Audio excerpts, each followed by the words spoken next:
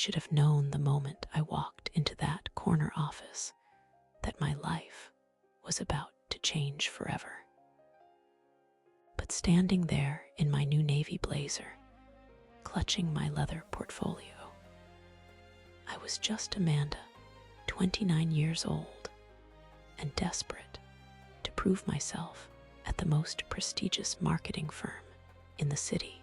James stood behind his mahogany desk, and I swear the air shifted when our eyes met.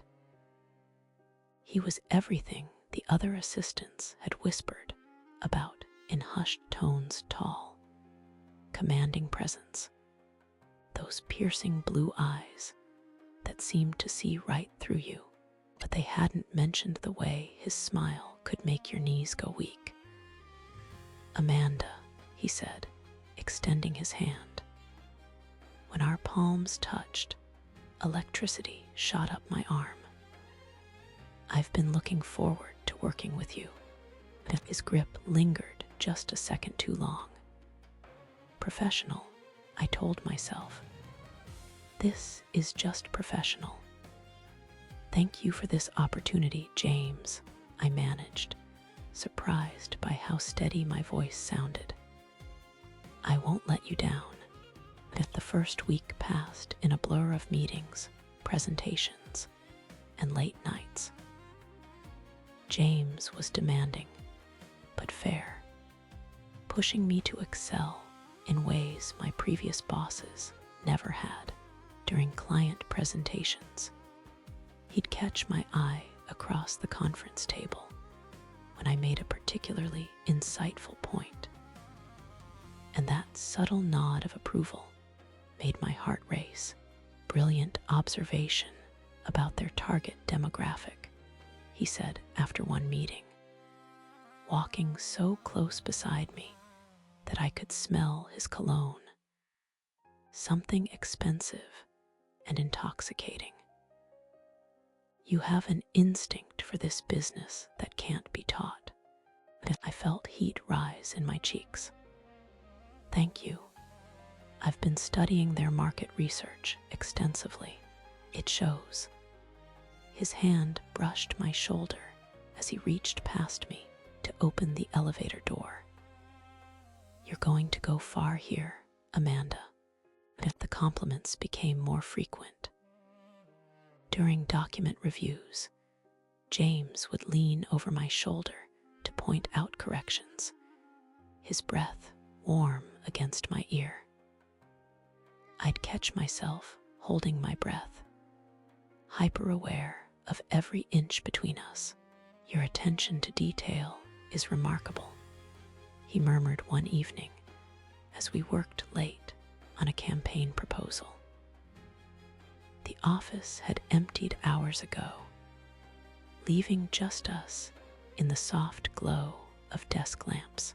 I turned in my chair to respond and found his face inches from mine. For a heartbeat, neither of us moved. His eyes dropped to my lips, then back up to meet my gaze. "James," I whispered, not sure if it was a warning or an invitation. He stepped back abruptly, running a hand through his dark hair. "We should call it a night. You've done excellent work today." I gathered my things with shaking hands, hyper-aware of his eyes, following my every movement. In the elevator, the silence stretched between us like a taut wire ready to snap. Then came the text. I was at home that Friday night, curled up on my couch with a glass of wine, when my phone buzzed. James's name appeared on the screen, and my pulse quickened. It was probably about the Morrison account, I told myself, something urgent that couldn't wait until Monday. But when I opened the message, my breath caught in my throat. "You're so beautiful," 3 simple words that changed everything. I stared at the screen for what felt like hours, my heart hammering against my ribs. This crossed every line we'd been dancing around for weeks. James was married. I'd seen the gold band on his finger, the framed photo of him and Lauren at some charity gala, tucked discreetly behind his computer monitor. I should have deleted the message, should have pretended it never happened. Instead, I found myself typing back, "James, we can't." His response came immediately. "I know, but I can't stop thinking about you." My hands trembled as I set the phone aside. This was dangerous territory, the kind that could destroy careers and marriages. But as I lay in bed that night, staring at the ceiling, all I could think about was the way he'd looked at me in that elevator. Monday morning arrived with a tension so thick I could barely breathe. James acted perfectly professional during our morning briefing, but I caught him stealing glances when he thought I wasn't looking, every accidental touch, when he handed me files, when we reached for the same pen sent sparks through my entire body.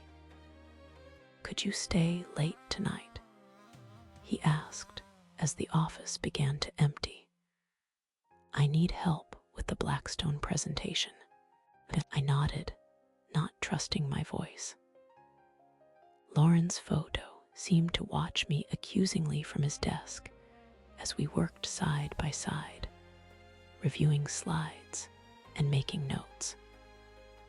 She was beautiful blonde hair, perfectly styled, a smile that spoke of country clubs and charity boards, everything I wasn't. "You're distracted tonight," James observed around 9 o'clock, setting down his pen. I looked up from my laptop to find him studying me intently. "Just tired, I suppose." Amanda, the way he said my name made my skin tingle.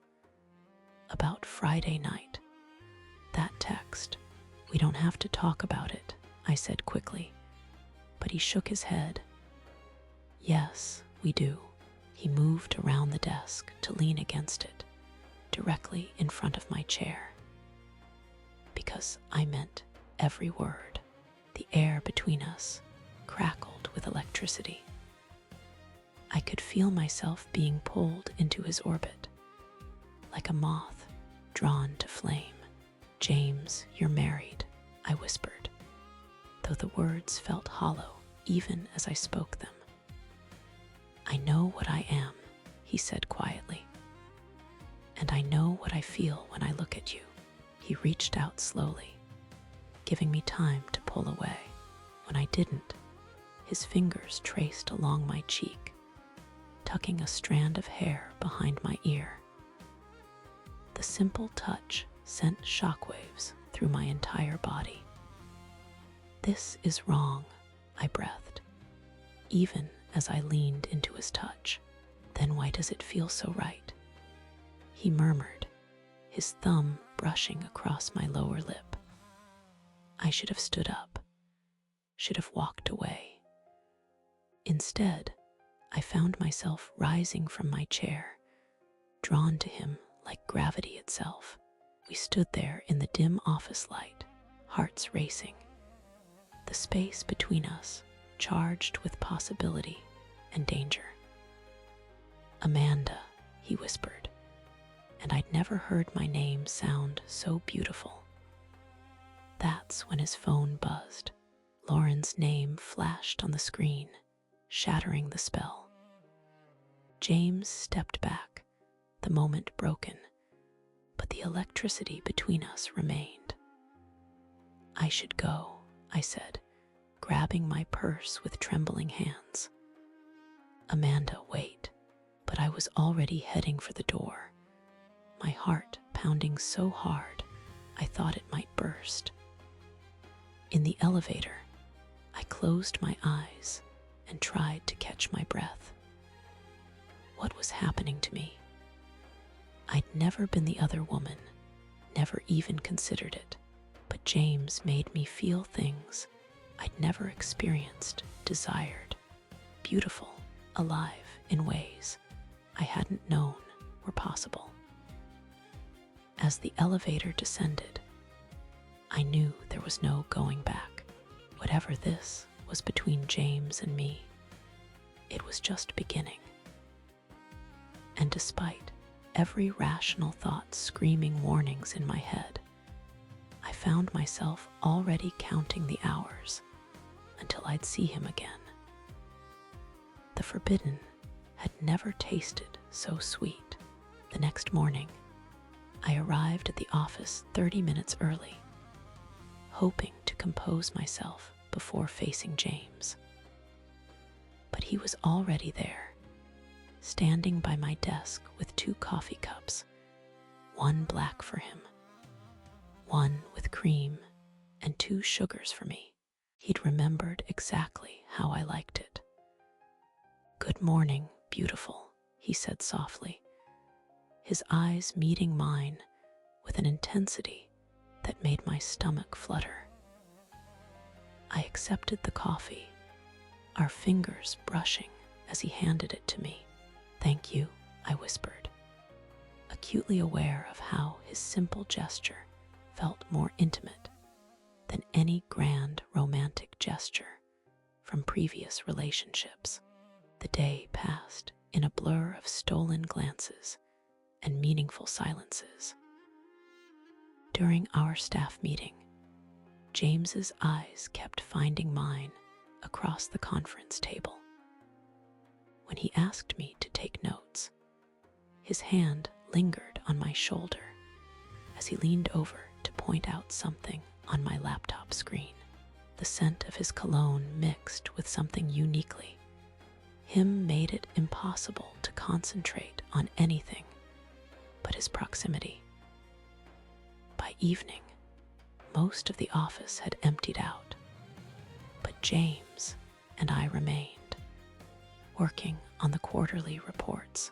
The building felt different after hours quieter, more intimate. The cleaning crew had dimmed the lights, and the city sparkled beyond the floor-to-ceiling windows. "You know," James said, loosening his tie as he settled into the chair beside my desk instead of staying behind his own, "Lauren thinks I work too much." I looked up from my computer, surprised by the personal admission. "Do you?" He was quiet for a moment, studying the amber liquid in his whiskey glass. When had he poured that? Maybe, but she doesn't understand what I'm trying to build here. The vision I have for this company. His voice carried a frustration I'd never heard before.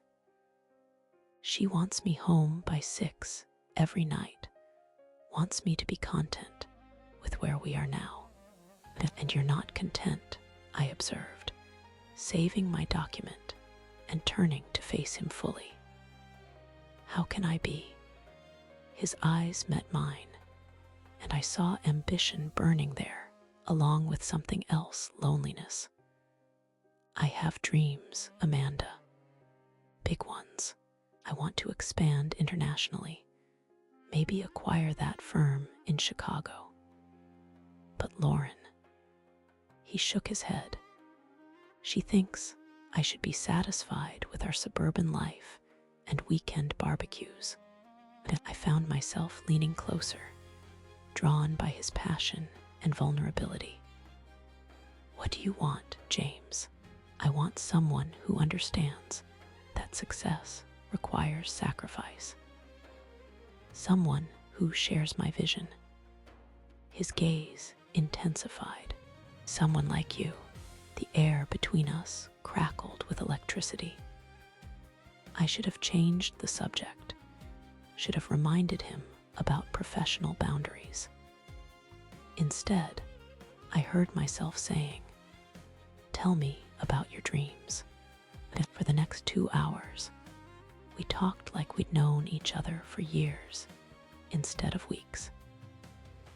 James shared his business plans, his frustrations with corporate politics, his desire to leave a legacy.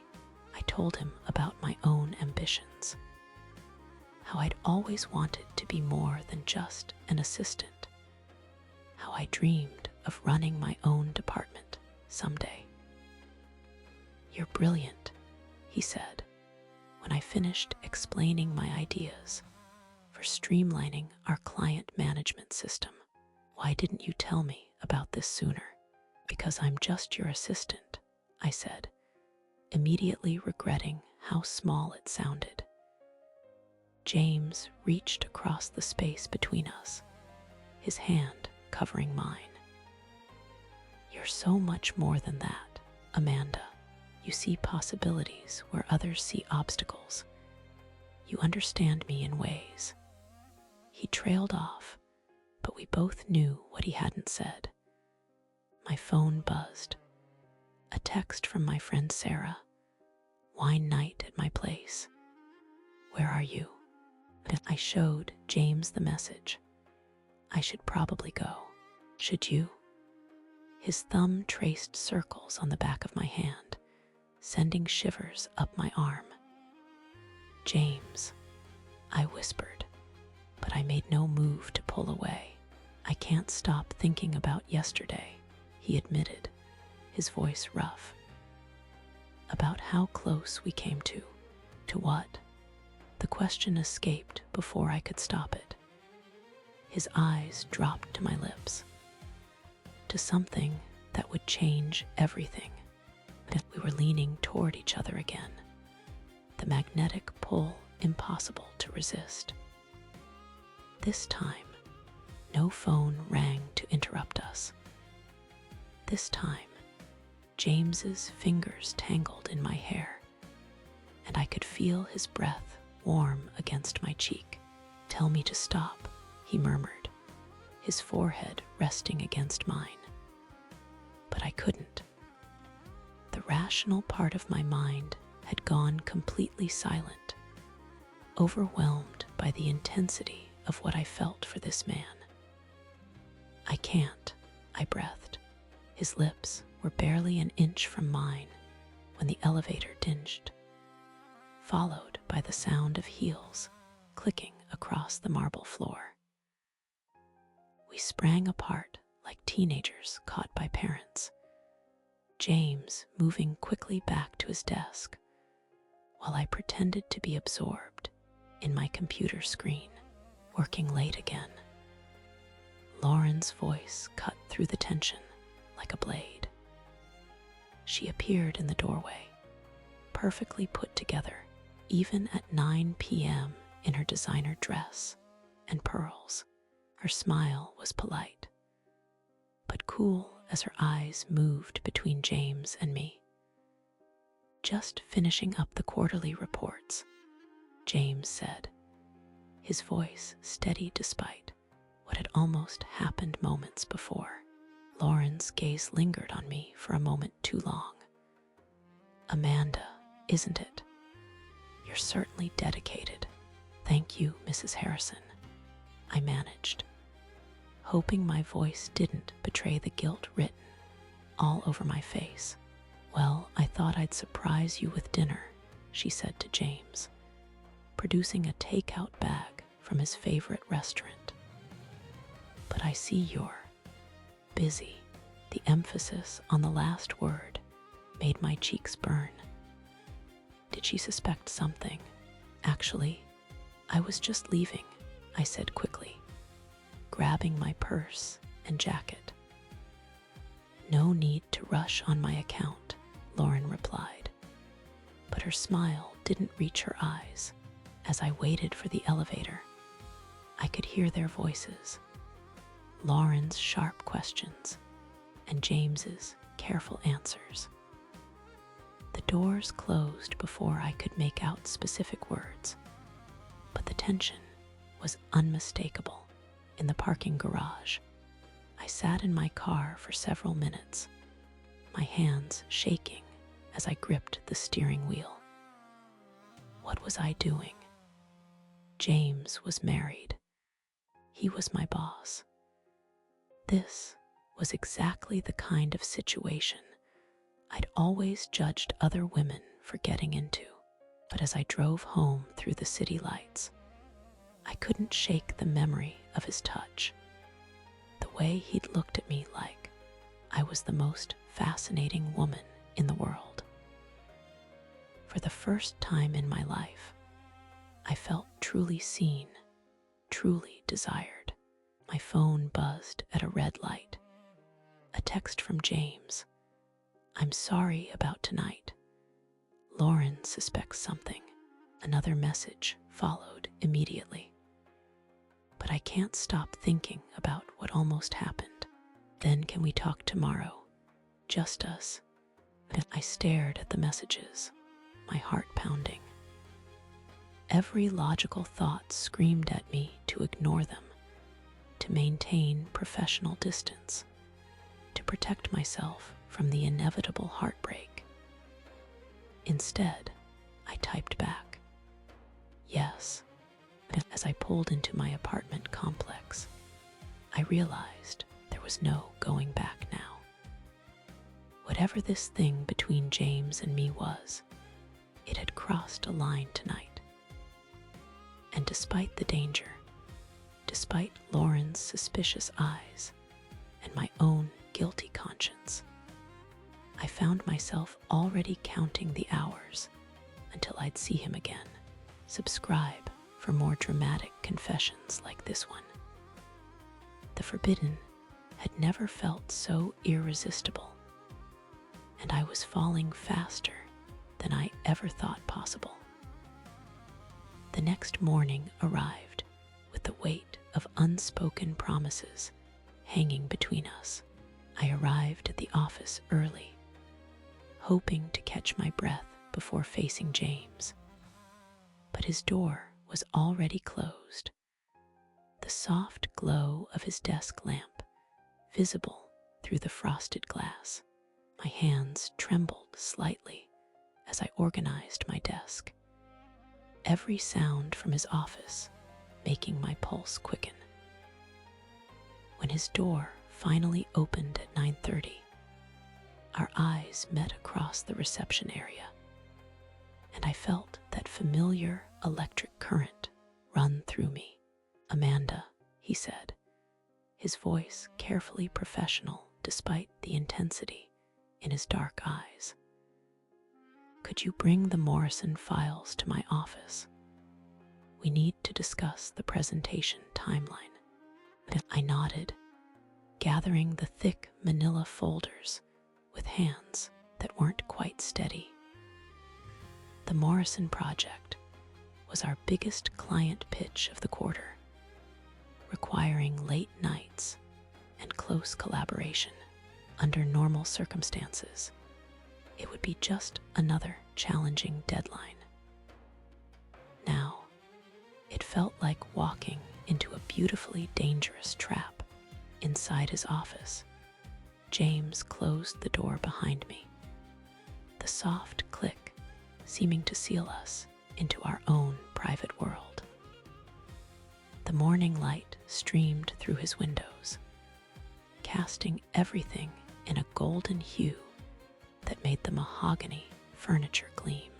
"About last night," he began, but I held up my hand. "James, we can't.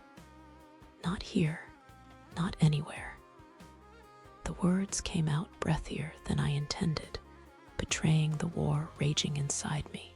He stepped closer, close enough that I could smell his cologne mixed with coffee and something uniquely him. "Amanda, I've been thinking about what you said, about dreams and taking chances." I backed against his desk, the edge pressing into my hip. "This isn't what I meant, isn't it?" His voice was low, intimate. "Because I haven't been able to think about anything else. The way you understand me, the way you challenge me to be better, Yet the Morrison files slipped from my hands, papers scattering across the Persian rug. Neither of us moved to pick them up. James's fingers found mine, intertwining with a gentleness that made my chest ache. "You're everything I've been missing in my life, Amanda," he whispered, his thumb tracing circles on my wrist. Everything I didn't even know I needed. The logical part of my brain screamed warnings, but they were drowned out by the thundering of my heart when James cupped my face in his hands, his wedding ring cool against my cheek. I should have pulled away. Instead, I leaned into his touch. "This is crazy," I breathed. "I know," he said, his forehead touching mine, "but I can't fight this anymore." When his lips finally met mine, it was like every romance novel had promised, but real life had never delivered. Soft at first, tentative, then deeper, as I responded despite every rational thought, my hands fisted in his shirt, pulling him closer as he pressed me back against the solid wood of his desk. The kiss tasted like coffee and possibility and danger, all wrapped into one intoxicating moment. When we finally broke apart, both breathing hard, the guilt hit me like a physical blow. "Oh God," I whispered, my fingers touching my lips. "James, we can't." "I know," he said again, but his hands were still on my waist, his eyes dark with want. "But tell me you didn't feel that. Tell me this is all in my head." I couldn't, because it wasn't. The connection between us was real, electric, undeniable. Even as shame twisted in my stomach, I wanted nothing more than to kiss him again. A knock on the door made us spring apart like guilty teenagers. "Mr. Thompson," Lauren's voice called through the wood. "Your 10 o'clock is here." "Thank you," James called back, his voice remarkably steady. "Send them to conference room B. I'll be right there." We stared at each other in the sudden silence, the weight of what had just happened settling between us. I bent to gather the scattered Morrison files, my hands shaking as I tried to organize the papers that would require us to work closely together for the next 2 weeks. "Amanda," James said softly. I looked up at him from where I knelt on the rug, and the tenderness in his expression nearly undid me completely. "This doesn't have to complicate things," he said. "We're both adults. We can handle this professionally." But even as he spoke the words, his eyes were telling a different story. And when I stood, files clutched against my chest like armor, he was still looking at me like I was something precious and forbidden. The days that followed were a masterclass in exquisite torture. We worked late on the Morrison presentation, the conference room thick with tension that had nothing to do with quarterly projections. James would lean over my shoulder to review slides, his breath warm against my neck, and I'd have to grip my pen to keep from trembling. During client calls, I'd catch him watching me with an intensity that made my cheeks burn. When I'd bring him coffee, our fingers would brush as I handed him the mug, and the simple contact would send electricity shooting up my arm. It was Lauren who suggested I stay late to help with the final presentation prep. "You two work so well together," she said with a smile that seemed genuine, but held something sharp around the edges. "James always does his best work when you're involved, Amanda." That evening, alone in his office, as the building emptied around us, the inevitable finally happened. James had been frustrated with a particularly difficult slide transition, running his hands through his hair in that way that made my stomach flutter. "This isn't working," he muttered, staring at his laptop screen. I moved behind his chair, ostensibly to see the presentation better, but really because I couldn't stand the distance between us anymore. "Maybe if we adjust the timing here," I said, reaching over his shoulder to touch the trackpad. His hand covered mine, stilling my movements. "Amanda, I should have stepped back, should have maintained professional distance. Instead, I let him turn in his chair, let him pull me closer until I was standing between his knees, his hands on my hips. "We shouldn't," I whispered, even as my fingers found their way into his hair. "I know," he said, his voice rough, "but I'm tired of pretending I don't want you." This time, when he kissed me, there was no hesitation, only hunger and months of suppressed desire finally finding release. His hands tangled in my hair, messing the careful chignon I'd worn to maintain professional composure. I was lost in the sensation of his mouth on mine, the solid warmth of his body, the way he made me feel like I was drowning and being rescued all at once. When he stood, lifting me easily onto the edge of his desk, I wrapped my legs around his waist and pulled him closer. The framed photo of him and Lauren was inches from my hand, but I couldn't bring myself to care. Nothing existed except James, and the way he was looking at me like I was the answer to every question he'd never known how to ask. "You're so beautiful," he murmured against my throat, echoing the text that had started this dangerous dance between us. And for the first time in my life, hearing those words didn't feel like empty flattery.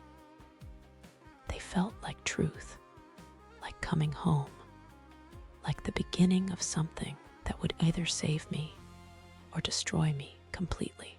I was pretty sure I didn't care which. The weeks that followed blurred together like watercolors in the rain. Every stolen moment with James felt like both a lifetime and a heartbeat, and I found myself living for the small windows when we could be alone together. Morning coffee runs became our excuse. I'd slip into his office with 2 cups, and he'd lock the door behind me. The 10 minutes we allowed ourselves were never enough, his hands in my hair, my back pressed against the mahogany bookshelf, both of us breathing hard and trying to stay quiet. "This is insane," I whispered one Tuesday morning, straightening my blouse as footsteps echoed in the hallway outside. "I know," James said, adjusting his tie with shaking hands, "but I can't stop wanting you." But the hardest part wasn't the secrecy. It was pretending everything was normal when Lauren visited. She'd sweep into the office in her designer suits, all confident smiles and possessive touches, and I'd have to play the part of the helpful assistant. "Amanda, dear, could you grab us some sparkling water?" Lauren asked during one of her surprise visits, her hand resting proprietarily on James's shoulder. James has been working so hard lately. Haven't you, darling? I watched James's jaw tighten slightly, the only sign of his discomfort. Of course, Mrs. Morrison, I replied, my voice steady despite the jealousy burning in my chest.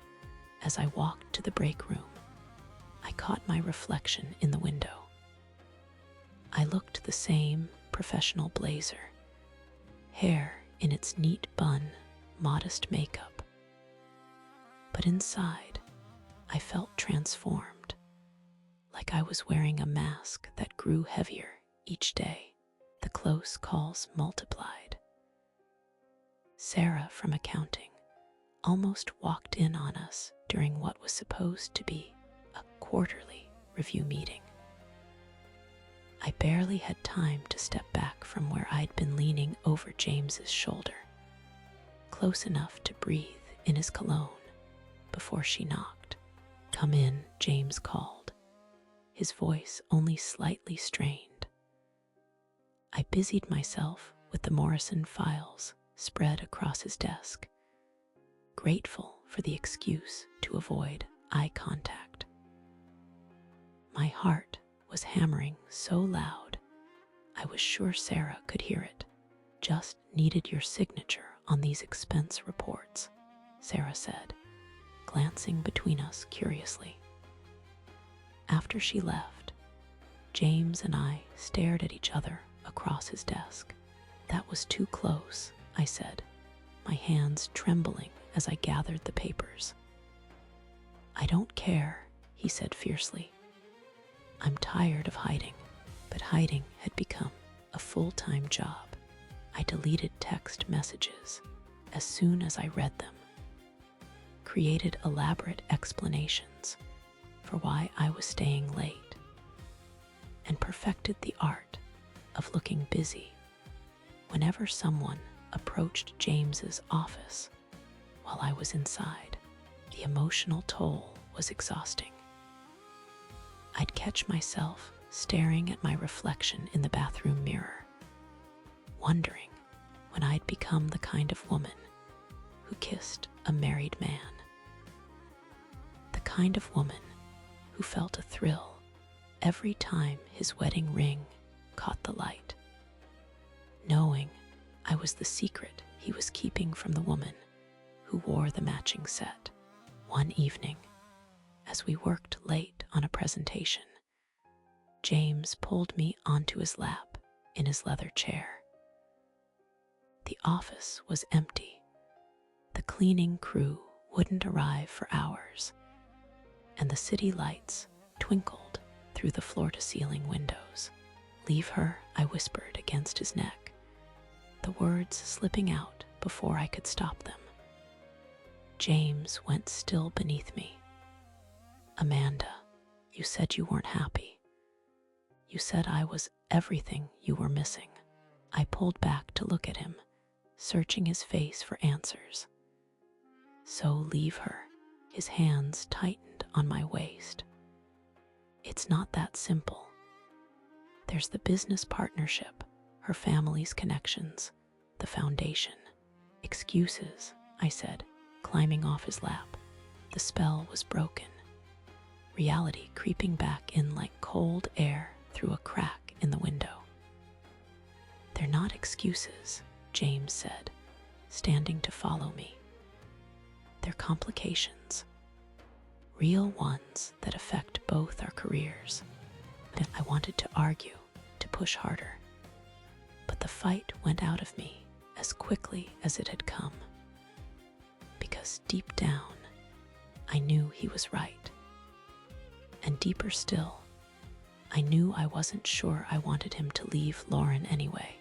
What we had in these stolen moments felt perfect precisely because it was forbidden, intense because it was secret. Ladies, if this is making your heart race, show me some love with a like. My work performance began to suffer. I missed a client call because I was lost in thought, remembering the way James had kissed my wrist during our coffee run that morning. I sent the wrong files to a vendor because my mind was replaying our conversation about the weekend getaway we'd never be able to take. Everything okay, Amanda? Lauren asked one afternoon, appearing at my desk like a perfectly manicured ghost. You seem distracted lately. I forced a smile. Just focused on the Morrison project. It's been consuming. I can imagine, she said, her eyes sharp and assessing. James has been distracted too, working such long hours, coming home exhausted. I barely see him anymore. There was something in her tone that made my blood run cold. Did she suspect? Had she noticed the way James's eyes lingered on me during meetings? The way he found excuses to brush past my desk? The project deadline is next month, I said carefully. Things should calm down after that. Lauren nodded slowly, but her smile didn't reach her eyes. I hope so. Marriage requires attention, don't you think?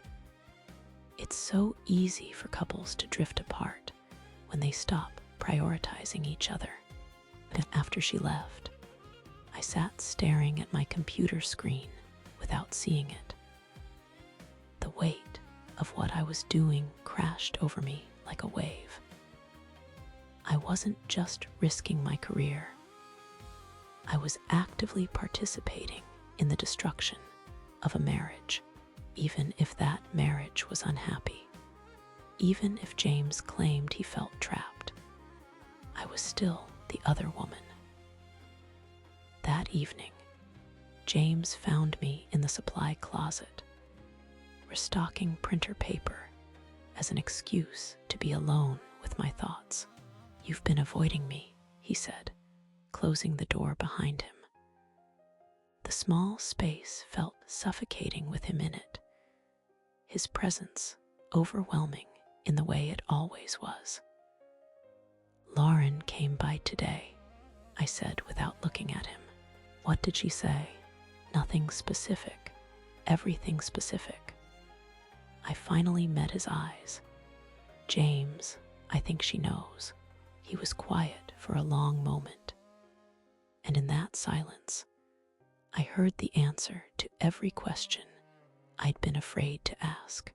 This wasn't sustainable. It couldn't continue without consequences, and those consequences were getting closer every day. What do you want to do?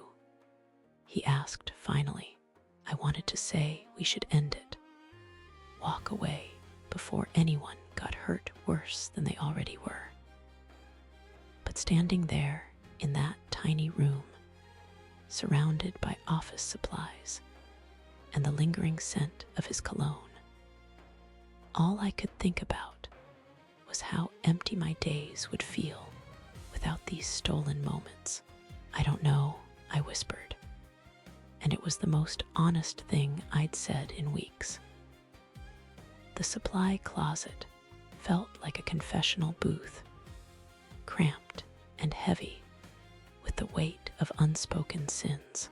James reached for my hand, but I pulled away, the rough texture of printer paper boxes scratching against my blazer.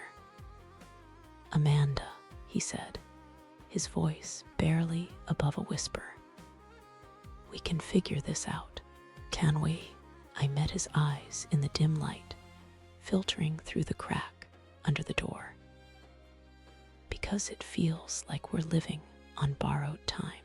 He was quiet, and in that silence, I heard footsteps in the hallway.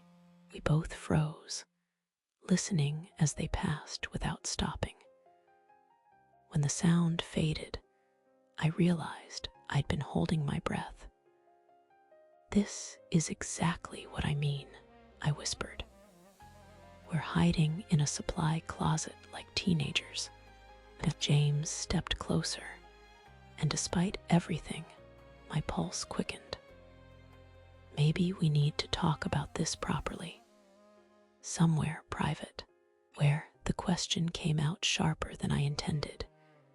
"Your house, my apartment, the conference room, everywhere feels dangerous now." He didn't answer immediately, and I knew he was thinking the same thing I was. There was nowhere safe left. The next morning, Lauren arrived at the office before 9, which never happened. I watched from my desk as she swept through the reception area in a cream-colored dress that probably cost more than my rent. Her heels clicking against the marble floor with purpose. "Good morning, Amanda," she said, but her smile didn't reach her eyes. "Is James in?" "He's on a conference call," I replied, grateful for the truth. "Should I let him know you're here?" "Don't interrupt him." She perched on the edge of my desk, closer than she'd ever sat before. "I thought I'd wait. We don't get to chat much, do we?" My throat felt dry. "We've talked a few times. About work, yes. But I mean really talk." Lauren's manicured fingers drummed against my desk, right next to my keyboard, where James had left his coffee cup that morning. "You spend more time with my husband than I do." The statement hung in the air like smoke. I forced myself to keep typing, though the words on my screen blurred together. "The Morrison project has been demanding," I managed. Lauren picked up James's coffee cup, examining it as if it held secrets. "He's been working such long hours lately. Coming home after midnight, sometimes not at all." My fingers stilled on the keyboard. James had told me he was working late at the office when he couldn't see me, but I'd assumed that was just another excuse to avoid going home to a marriage he felt trapped in. "I wouldn't know," I said carefully. "I usually leave by 6, of course." Lauren set the cup down with a soft clink. "Though I did notice your car in the garage last Tuesday evening when I came by around 8. James said you'd stayed to finish some reports. Last Tuesday, the night James and I had ordered Chinese takeout and talked until nearly 10, sitting on the Persian rug in his office, close enough that I could count the flecks of gold in his eyes. The night he'd almost kissed me again before we remembered where we were." "The quarterly reviews were due," I said, proud of how steady my voice sounded. Lauren nodded slowly, then reached into her Hermes bag and pulled out a phone, James's phone. My blood turned to ice. "He left this at home this morning," she said, turning it over in her hands. "I thought he might need it for his meetings." I stared at the device, remembering the messages we'd exchanged just last night.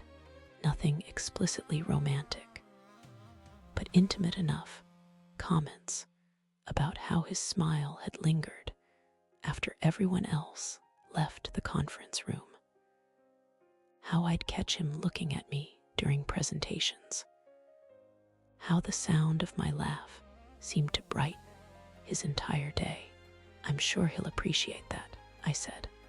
"I'm sure he will." Lauren's thumb hovered over the screen. "Though it's funny, he used to never go anywhere without this thing. Now he seems almost relieved to leave it behind." At the conference room door opened, and James emerged, loosening his tie as he ended his call. When he saw Lauren, his entire body went rigid. "Honey," he said, and I caught the slight strain in his voice. "What are you doing here?" And Lauren stood, smoothing her dress. "Bringing you this." She held up his phone. "You forgot it." James glanced at me. So quickly I almost missed it before focusing on his wife. "Thank you. I didn't even realize." "If that's what's strange," Lauren said, stepping closer to him. "You always realize. You check it constantly. But lately," she shrugged, the gesture too casual to be genuine. I busied myself with filing, but I could feel the tension radiating from both of them. When I dared to look up, Lauren was watching me. "Amanda was just telling me about the quarterly reviews," she said. "How dedicated you both are to getting everything perfect." James's jaw tightened almost imperceptibly. "The Morrison project requires attention to detail." "I'm sure it does." Lauren kissed his cheek, but her eyes never left mine. "Well, I should let you both get back to work." All that dedication to detail. After she left, James stood frozen by the elevator bank for a full minute before walking to his office. He didn't ask me to follow, and I didn't offer. The message was clear. We were being watched now. The rest of the week passed in a haze of careful distance and stolen glances. James stopped leaving his coffee cup on my desk. I stopped lingering in his office after meetings. We spoke only when necessary, and even then, with a formality that felt like wearing clothes that didn't fit. But Lauren kept coming. She arrived unannounced on Wednesday with lunch for James, staying to eat in the conference room while making conversation about their weekend plans. On Thursday, she called 3 times, asking to speak with James immediately, interrupting 2 separate client meetings. On Friday, she showed up with a dry cleaning delivery that could have been handled by any service. Each visit felt like a test, and I was failing them all. My responses were too careful, my smiles too forced, my professional demeanor stretched so thin it was practically transparent. "She knows," I told James when we finally found ourselves alone in the elevator Friday evening, after most of the office had cleared out. "She suspects," he corrected, but his knuckles were white where he gripped the handrail. "James, she's going through your phone. She's timing your movements. I know." His voice was quiet, defeated. "I know what she's doing." The elevator climbed in silence, each floor marker lighting up like a countdown. When we reached the parking garage, James hit the stop button, and we hung suspended between levels. "What do we do?" I asked. He turned to face me fully, and I saw something in his expression that made my chest tighten, not desire or longing, but something closer to grief. "I don't know," he said, "but Amanda, whatever happens, I need you to know that us, it's not nothing to me. It's not just an affair or a mistake or a moment of weakness." I wanted to tell him I knew that it wasn't nothing to me either, that somewhere in the space between stolen kisses and whispered conversations, I'd fallen in love with him, but the words stuck in my throat, too dangerous to voice, even in our suspended metal confessional. Instead, I reached for his hand, intertwining our fingers for what might be the last time. The elevator hummed around us, and I memorized the feel of his palm against mine, the way his thumb traced gentle circles on my wrist. When he finally released the stop button, we didn't speak, but as the doors opened onto the parking garage, I realized that no matter what Lauren suspected or discovered, it was already too late. The damage was done. To his marriage, to my career, to whatever version of myself existed before James looked at me like I was the answer to a question he'd been asking his entire life. And the most terrifying part wasn't that Lauren might expose us. It was that I didn't want her to. The next morning arrived with the weight of unspoken truths hanging between James and me. We'd maintained our professional distance for 3 days since that elevator moment, but the effort was exhausting. Every email exchange felt loaded with subtext. Every meeting a careful dance around the elephant in the room. I was organizing the Morrison files at my desk when James emerged from his office, looking more tired than I'd seen him in weeks. Dark circles shadowed his eyes, and his usually perfect tie hung slightly askew. "Amanda, could you bring the quarterly projections to my office?" His voice was carefully neutral, but I caught the way his fingers drummed against his thigh. A nervous habit I'd learned to recognize.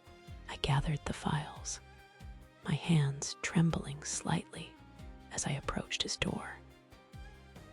The morning sun streamed through his floor-to-ceiling windows, casting everything in golden light that should have felt hopeful, but somehow didn't. "Close the door," he said softly once I entered. My heart hammered as I turned the lock, the click echoing louder than it should have. When I faced him again, James was standing beside his mahogany desk, no longer pretending to care about quarterly reports. "I can't do this anymore," he whispered. "This distance, this pretending, it's killing me." I set the files down with shaking hands. "James," we agreed. "I know what we agreed." He stepped closer, and I could smell his cologne mixed with something else, desperation maybe. "But I need to touch you, Amanda. Even if it's just for a moment." The rational part of my brain screamed warnings, but my body had already begun moving toward him. When he reached for me, I didn't resist. His hands found my waist, pulling me against him with a hunger that 3 days of restraint had only intensified. "We're being so stupid," I breathed against his neck, even as my arms wound around him. "I know." His lips found my temple, then my cheek, then finally my mouth in a kiss that tasted like coffee and desperation. And everything we'd been denying ourselves. I pressed closer, forgetting about Lauren's suspicions, about the unlocked office door, about everything except the way James's hands felt tangled in my hair. The Persian rug beneath our feet seemed to anchor us to this moment, this stolen piece of honesty in a world built on careful lies. His kisses grew more urgent, and I found myself backed against his desk, the solid mahogany supporting me as his body pressed against mine. The framed photo of him and Lauren watched us from the corner of my vision. But for once, I didn't care. God, Amanda, he murmured against my throat. What you do to me? I was about to respond when the office door burst open. James, I brought lunch and thought we could. Lauren's voice died mid-sentence. Time fractured. James jerked away from me so quickly, I nearly stumbled, his face draining of all color. Lauren stood frozen in the doorway, a takeout bag dangling from her manicured fingers, her mouth open in perfect shock. For 3 heartbeats, no one moved. No one breathed. Then Lauren's expression shifted from shock to something far more dangerous, a cold, crystalline rage that made my blood freeze. Well, she said, her voice deadly quiet, this explains quite a lot. The takeout bag hit the floor with a wet splatter. Thai food spread across the marble, but none of us looked down. Lauren, it's not, James started, but she cut him off with a sound that was half laugh, half sob. Not what? Her voice rose to a shriek. Not what it looks like. Not my husband with his hands all over his secretary. Assistant, I corrected stupidly. Then immediately wanted to disappear into the floor. Lauren's gaze swung to me like a weapon. Oh, you speak. How lovely. Tell me, honey, how long have you been fucking my husband? The venom in her voice made me step backward, bumping into the desk. Lauren, please. Please what? She advanced into the office, her Hermes heels clicking against the marble like gunshots. Please don't be upset that you've been spreading your legs for a married man. Please don't mind that you've destroyed my marriage. If that's enough, James said sharply, moving to stand between us. Don't talk to her like that. Lauren's laugh was sharp enough to cut glass. Oh, how sweet. He's protecting his little whore. The word hit me like a slap. I felt tears spring to my eyes, but I forced them back. I wouldn't cry in front of her. I wouldn't give her that satisfaction. How long? Lauren demanded, her voice breaking slightly. How long has this been going on behind my back? James ran his hands through his hair, destroying its perfect styling. Lauren, let's go home and talk about this. Home. She spun to face him, and I saw tears streaming down her cheeks now, mixing with her perfectly applied mascara. You think I'm ever going home with you again? You think I'm ever sharing a bed with you after this? She turned back to the desk, her gaze falling on my things scattered across its surface. My coffee cup, my notepad, a tube of lipstick I'd forgotten there yesterday. With a savage sweep of her arm, she sent everything crashing to the floor. How long? She screamed again.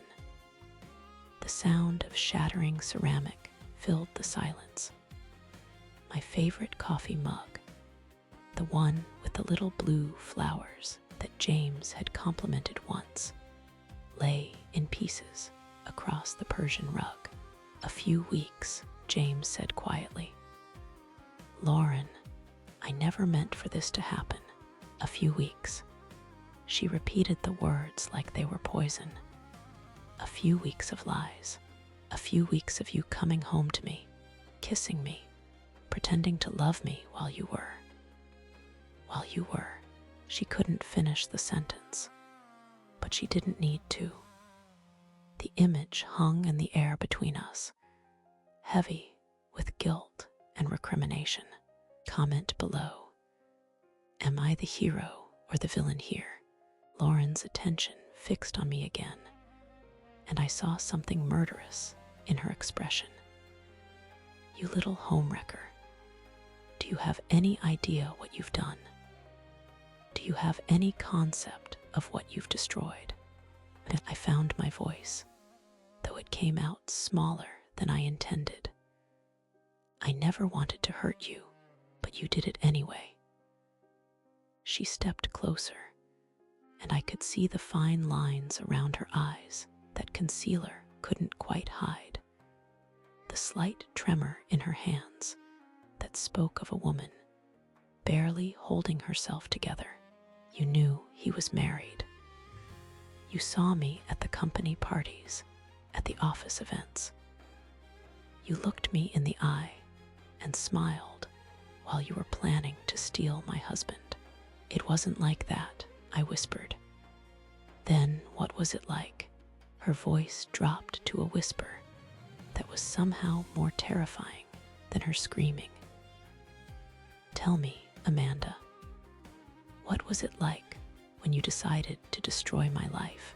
I had no answer, because the truth, that I'd fallen in love with her husband, that every stolen moment had felt like coming alive, that even now, with her tears streaming and her marriage crumbling, part of me still wanted James more than my next breath, would only make everything worse.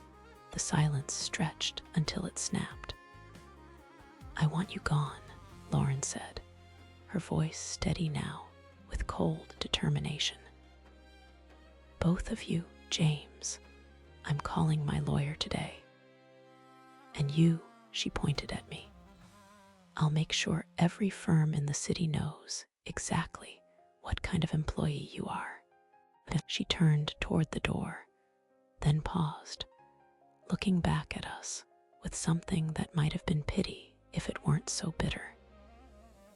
You deserve each other, she said, because this is what you are now. This is all you'll ever be, the people who destroyed a marriage for a few stolen moments in an office. The door slammed behind her with enough force to rattle the windows. James and I stood in the wreckage of our secret, broken ceramic, spilled food, and the lingering echo of Lauren's fury. Neither of us spoke, because what was there to say? She was right. We were exactly what she'd called us. And somehow, that hurt more than anything else. The silence that followed Lauren's exit was deafening. James and I stood frozen in his office, surrounded by the physical evidence of our exposed affair. Broken ceramic scattered across the Persian rug, Thai food staining his mahogany desk, the lingering scent of Lauren's perfume mixing with the smell of spilled sauce. James moved first, his hands shaking as he loosened his tie. The gold wedding band on his finger caught the afternoon light streaming through the floor-to-ceiling windows, and I watched him stare at it like he'd never seen it before. God, Amanda, he whispered, sinking into his leather chair.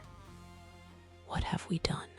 I wanted to go to him, to smooth the lines of anguish from his face, but something in his posture warned me away. For the first time since this began, there was distance between us that felt insurmountable.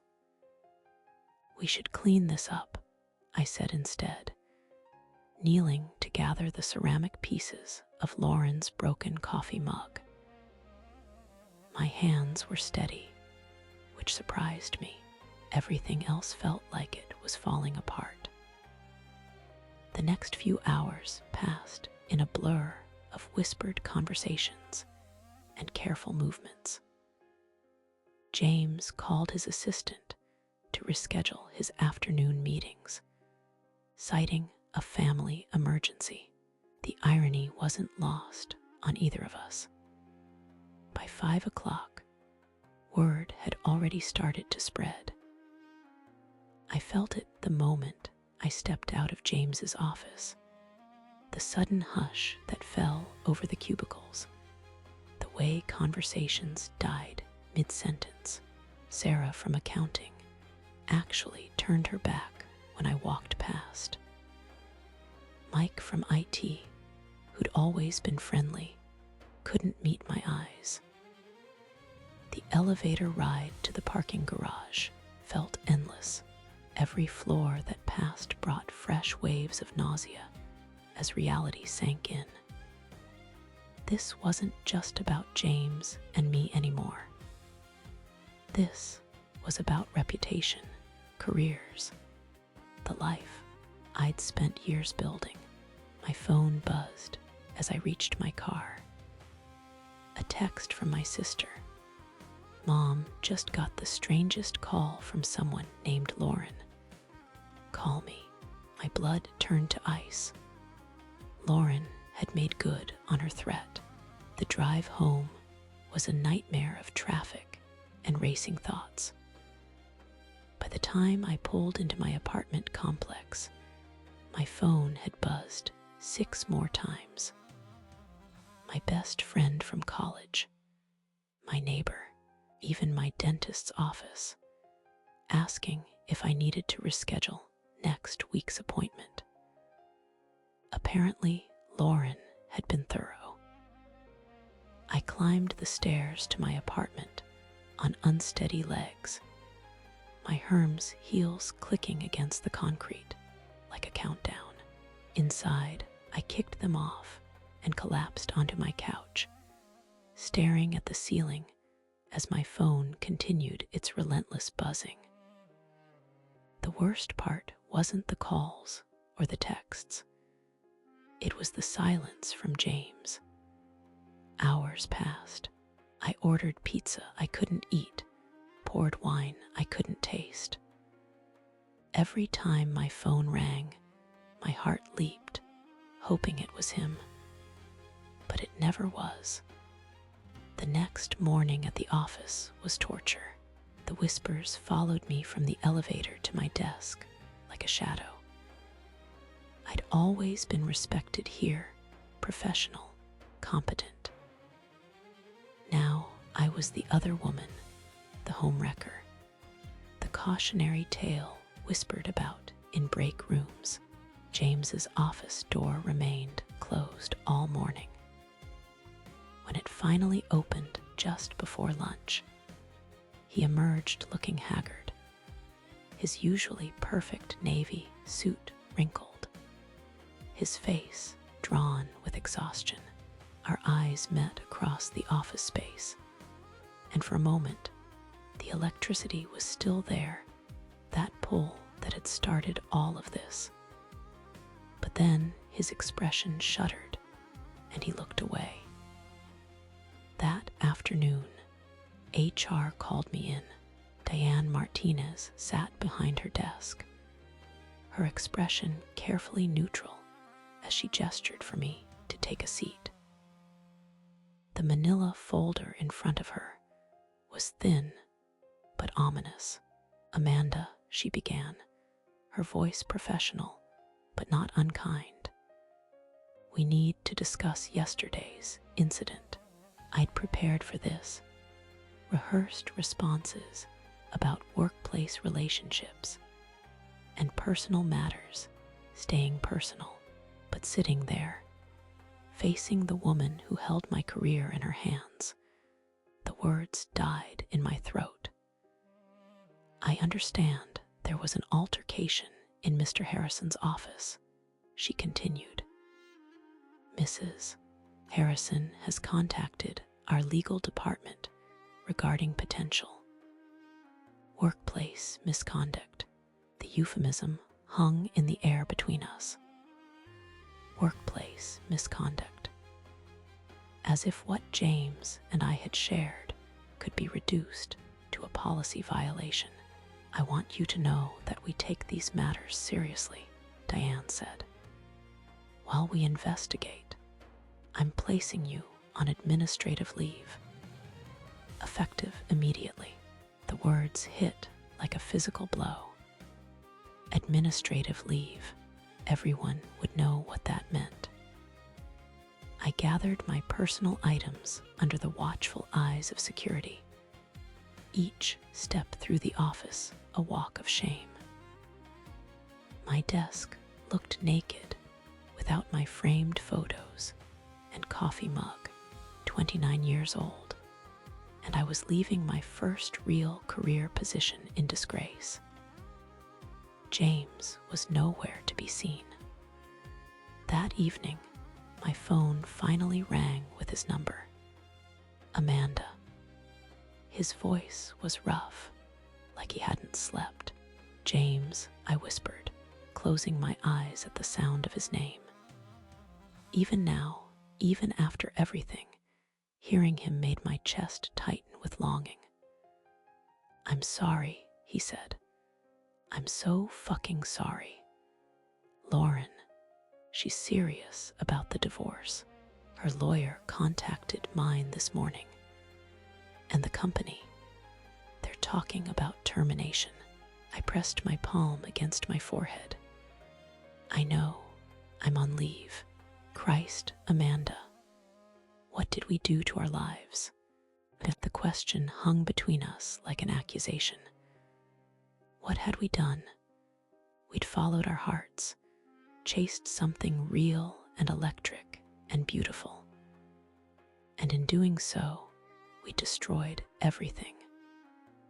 I don't regret loving you, I said quietly, but I regret the cost. Silence stretched between us, filled with everything we couldn't say.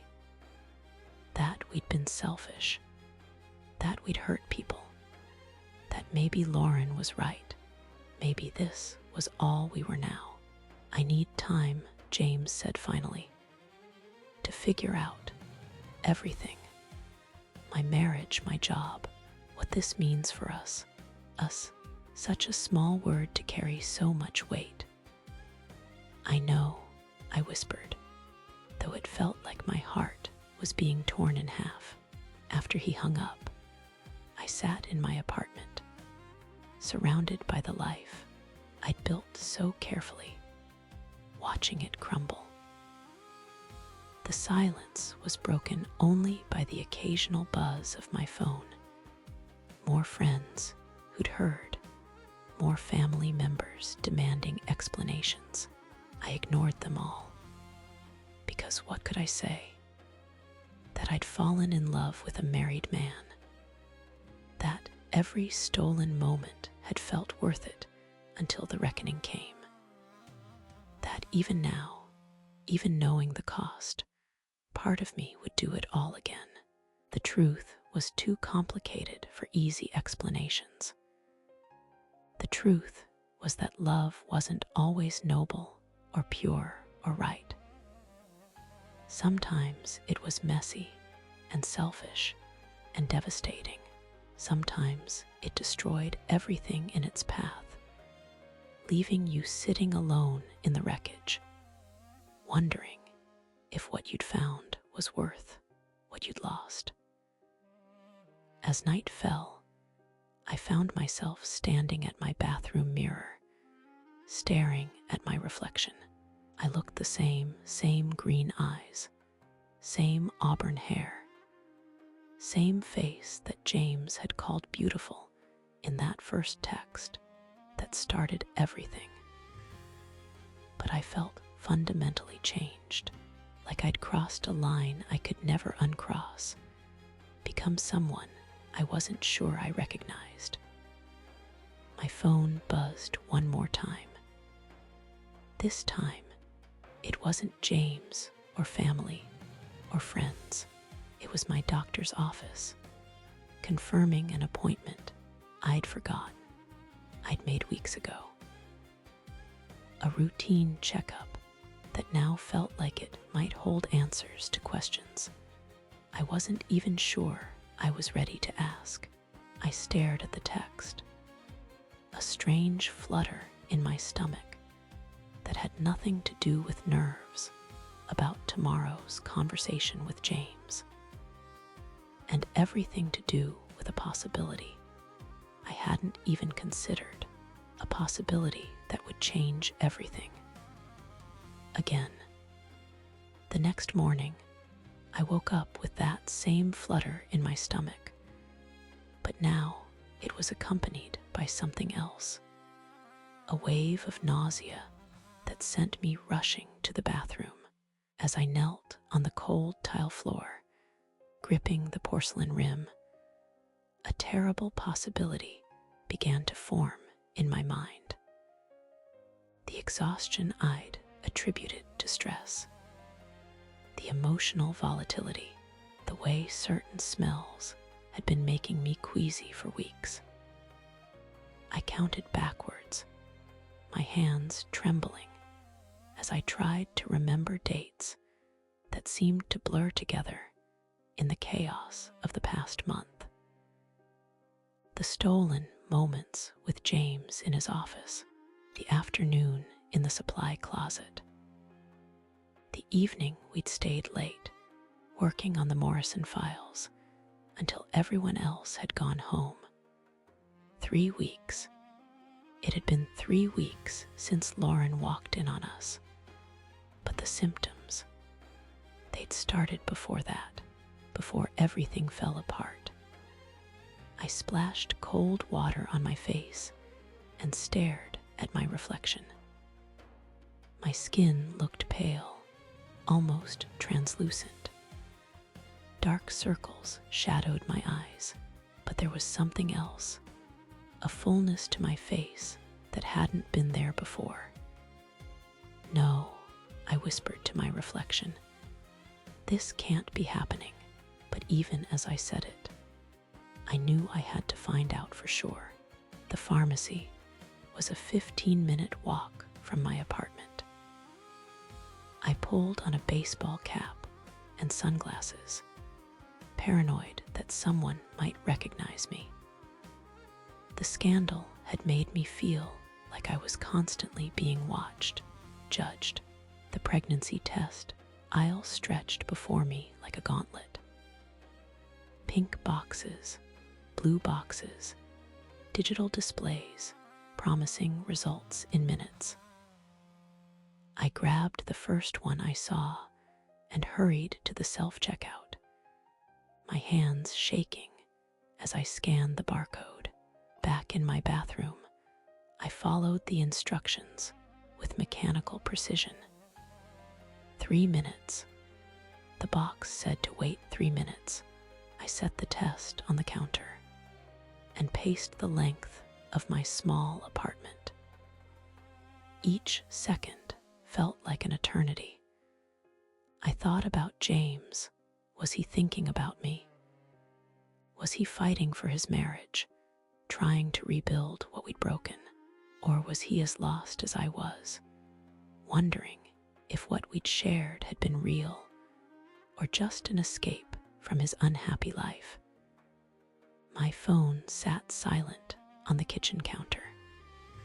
No messages, no calls, just the deafening quiet of a life suspended between what was and what might be.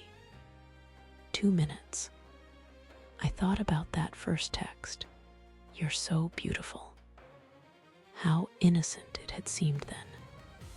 How it had made my heart race with possibility. How could 4 simple words have led to this moment? Standing in my bathroom, waiting to learn if my life was about to change forever. 1 minute. I caught sight of myself in the hallway mirror, 29 years old, career in ruins, reputation destroyed, family disappointed, and possibly pregnant with the child of a man who was fighting to save his marriage to someone else. The timer on my phone buzzed. I walked back to the bathroom on unsteady legs. The test sat exactly where I'd left it, but now there were 2 pink lines staring back at me. positive. I sank onto the edge of the bathtub, the plastic stick clutched in my trembling hands.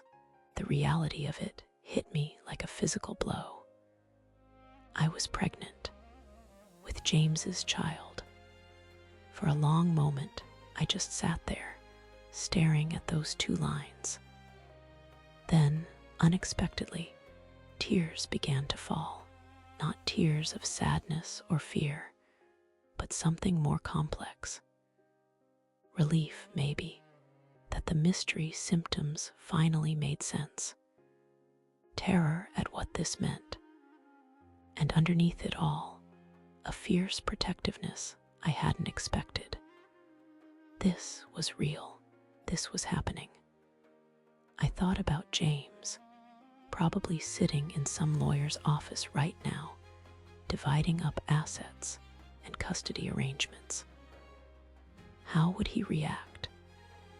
Would he see this as another betrayal, another complication in his already shattered life?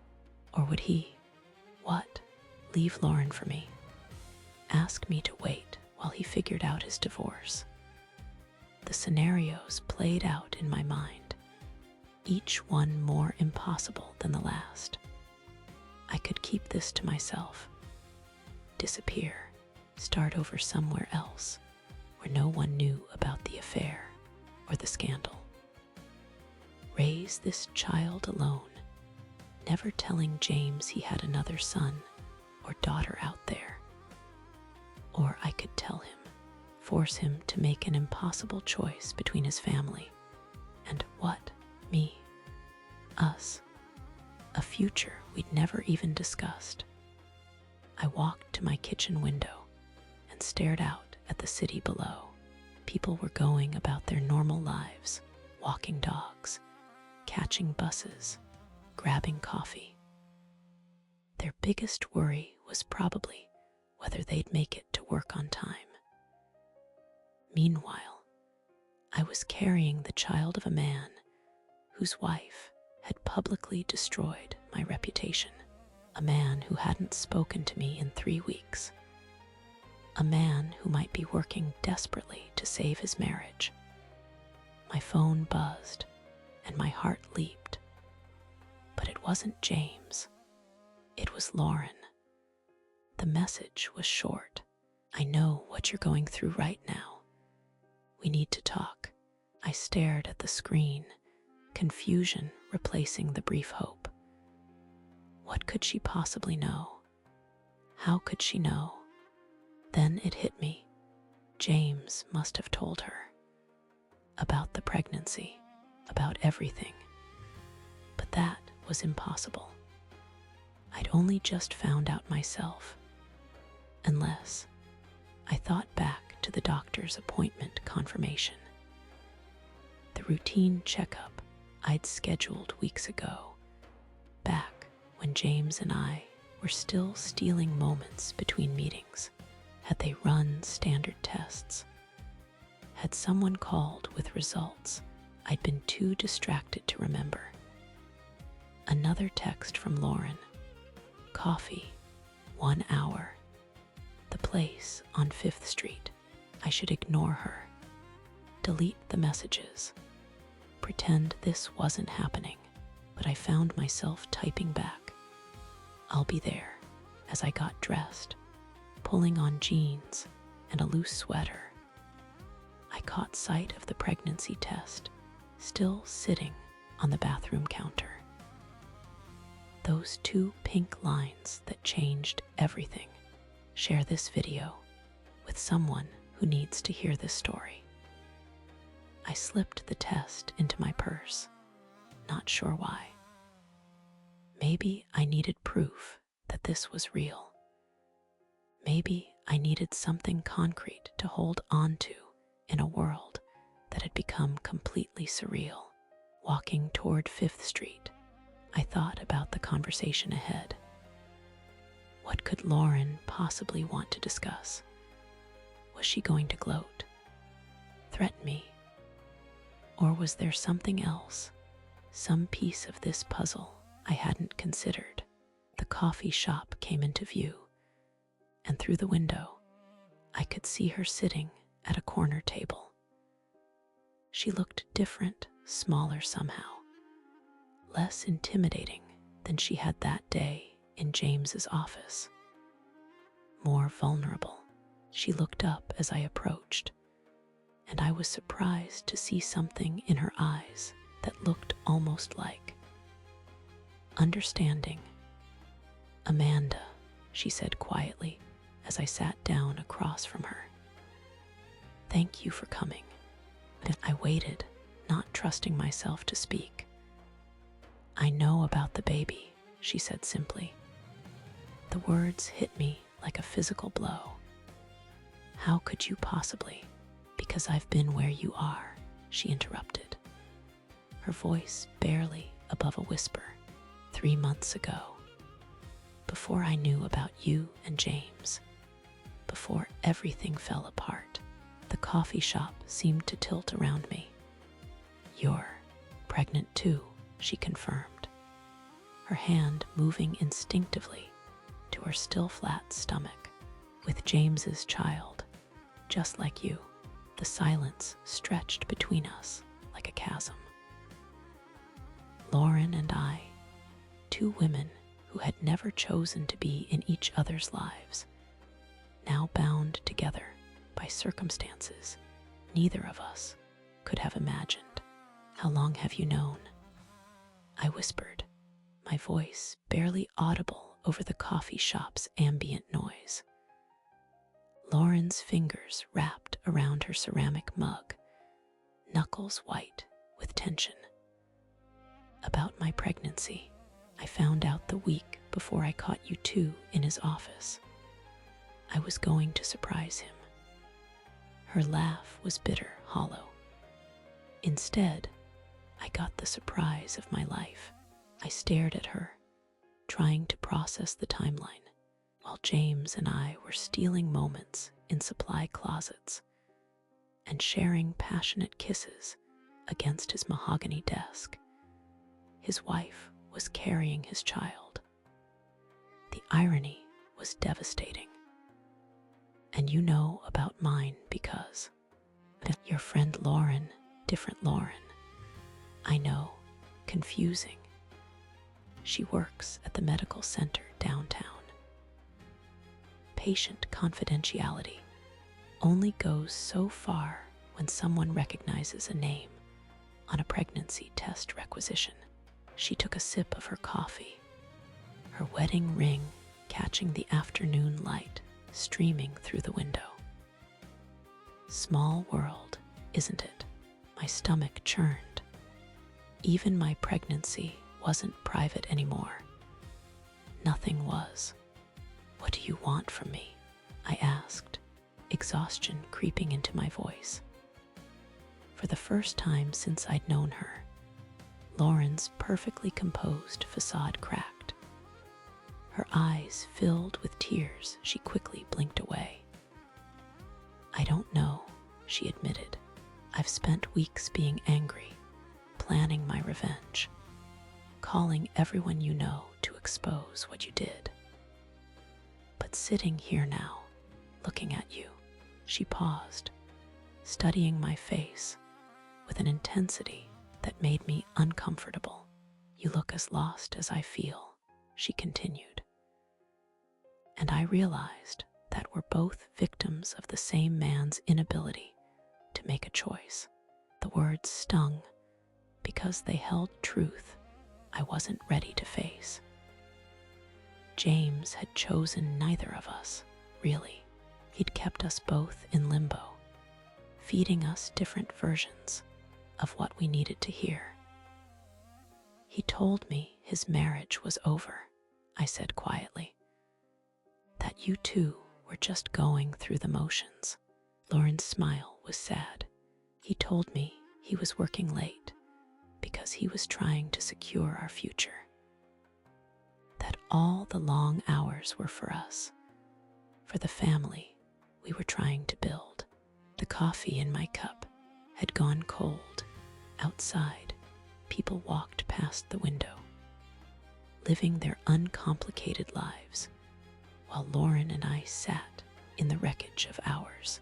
I loved him, I confessed, the words tumbling out before I could stop them.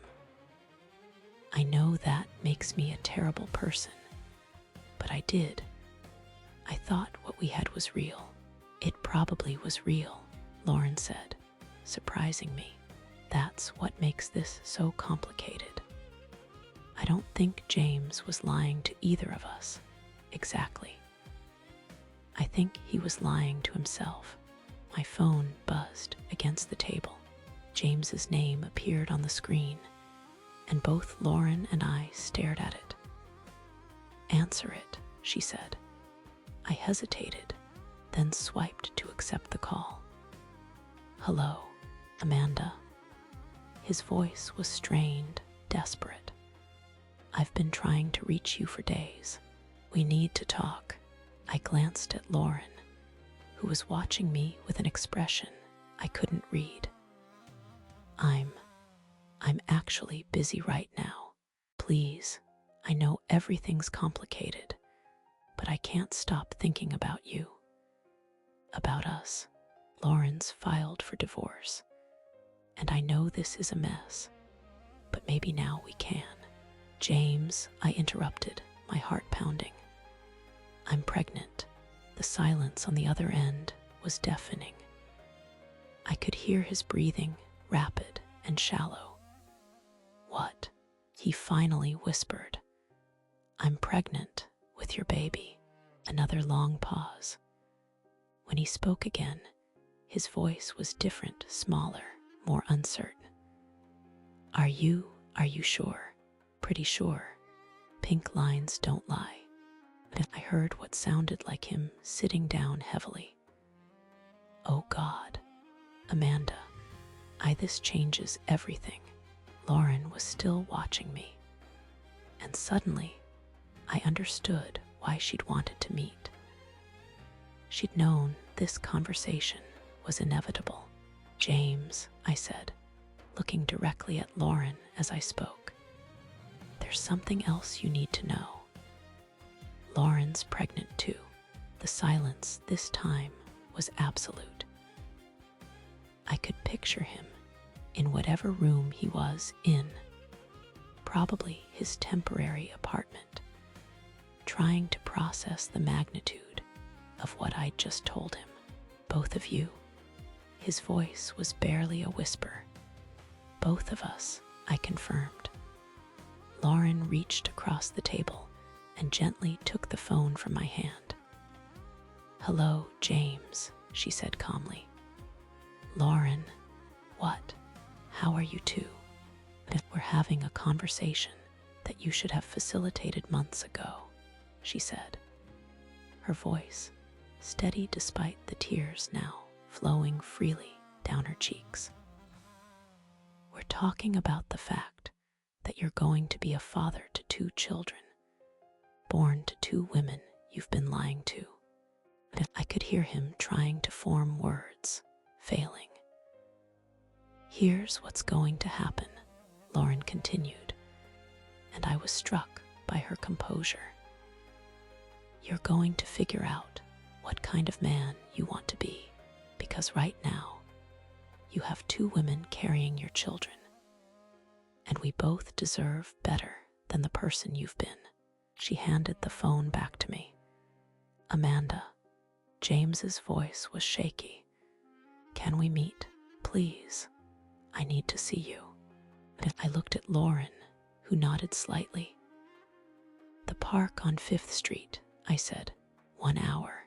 I ended the call and set the phone down between us. "Why are you helping me?" I asked Lauren. "Because," she said, gathering her purse and standing, "I spent 3 months dreaming about telling my husband we were having a baby. I imagined his face, his joy, his excitement about our future.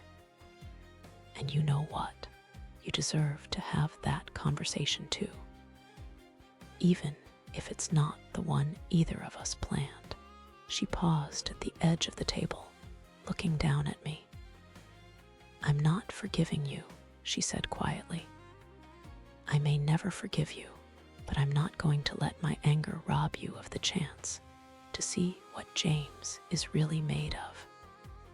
Because honestly, I think we both need to know." After she left, I sat alone with my cold coffee and the weight of what was coming.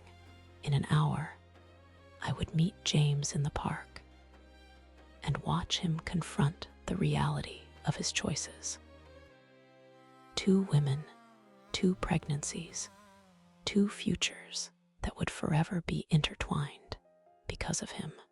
I touched my still flat stomach, thinking about the life growing inside me. This baby would grow up knowing they were born from complicated circumstances. But maybe that would teach them something about the importance of honesty, of making difficult choices instead of avoiding them. My phone buzzed with a text from James. "I love you. We'll figure this out." But as I walked toward the park, I realized that love might not be enough. Not anymore. What we needed now was something much harder to come by. The courage to face the truth about what we'd done and who we wanted to be moving forward. The pregnancy had changed everything, just as Lauren said it would. But maybe, in the midst of all this complexity, it had also given us the chance to finally be honest with ourselves and each other. Even if that honesty came too late to save us from the consequences of our choices.